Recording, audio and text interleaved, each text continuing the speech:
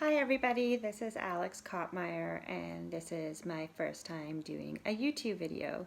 So today I wanted to talk to you about anxiety and about abandonment issues and how we're all different types of people, and a little bit about me and how I deal with this sort of a thing. So first of all, I guess I want to start to say that there's three types of people. There is anxious people, there is avoiders, and then there is stable people. And anxious people usually end up with avoiders. Well, this is what it's been like for me in my past. So, a little bit about my anxiety. I'm an anxious person. I got it through abandonment issues. So, when I was little, my mom married my stepdad when I was 2 years old. And even though my stepdad loved me beyond belief and treated me like he was, like I was his child, I was his child, um, I always wanted to have my real biological father say that he loved me and that he wanted me to be his daughter. And that will never happen. That has never happened. That's not the type of man that he is. So I that abandonment carries on with me into adulthood. So I have abandonment issues that makes me an anxious person.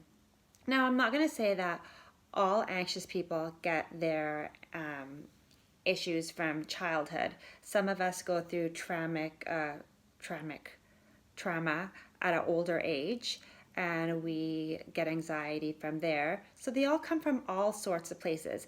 And you don't have to be just the anxious person, just the avoider, and just a stable person. We're a mix of all of them. We're just a little bit more of one another.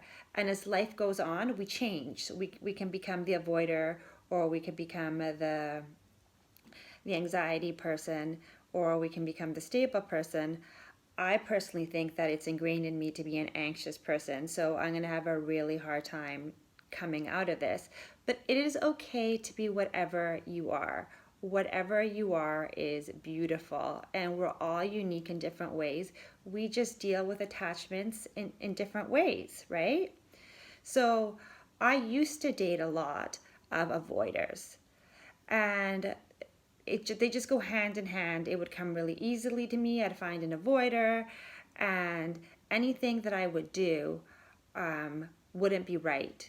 I would always get pushed away, and I would always feel needy because I'd I'd have these frightening feelings, and I wouldn't be able to talk to him about it. And so the more I couldn't talk about it, the more anxious I became and the more needy I became. Now as I'm older, I don't go out with avoiders anymore. It just doesn't happen. But for me to get there, I had to get to the root. So I had to get to the root of why I was an anxious person. And then from there, finding the root of why I was an anxious person, then for me, I had to spend a lot of alone time getting to know myself, getting to know who I was, and a lot of self love. So I started treating myself like I would like other people to treat me. And as soon as this happened, I started to vibrate at a different frequency. And when you start to vibrate at a different frequency, I don't know if you want to call it the self love frequency or whatever it is that you want to call it, you start to attract stable people. And this stable people, what they are is that they get into relationships, something happens in the relationship, it doesn't work out, they move on. They don't blame themselves, they don't have any trauma, I can't even say the word. They're not traumatized by it. They just move on. So now when I start dating somebody, who I am dating somebody right now, I tell them from the beginning that I have abandonment issues and that I go into this fearful, anxious place if these things are triggered. And so this person now is a stable person and he can manage my anxieties. Like, for instance, he can say to me, you know what, you're just being insecure right now, and that's okay. You're being sensitive. Let me help you through this. So by me not dating avoiders anymore, it saves me a lot of pain. It saves me a lot of trauma. It just saves me a lot a lot of time. So those are the different types of people that we are. So you have to know who you are and know that it is okay to be who you are.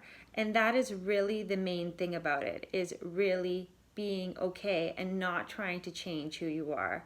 I know for a long time, for me, I was I had a lot of guilt and shame over my abandonment issues. Like I did something wrong, like I deserve to feel this way. And really, this is who I am. It's an anxiety problem that I have, and I'm okay with it. I'm okay with being anxious, and I'm okay with this being part of my life. And so I fill my life up with people that will support me. They'll support me in helping me make my life easier. So for some reason now, just stable people come into my life. So I don't know if this helps any of you guys, but I want you guys to know that it is totally normal to be anxious, and it's totally normal to have anxiety, and it's totally normal to have stress. And we just have to find ways to deal with this. I have found that some other ways that are more natural ways of helping me deal with this type of stuff is I go to Kundalini classes. This is brand new Kundalini for me. I used to do a lot of yoga, but I found that going to Kundalini, there's some magic in there that helps me start to feel calmer. It just de-stresses me. I also do a lot of mantras. Like I say, Gato Ganesh, Katam Ganesh, Gato Ganesh, Katam Ganesh, Wahe Guru, Wahe Guru, Wahe Guru. And I do a lot of breathing exercises where I have longer exhales to lower down the nervous system.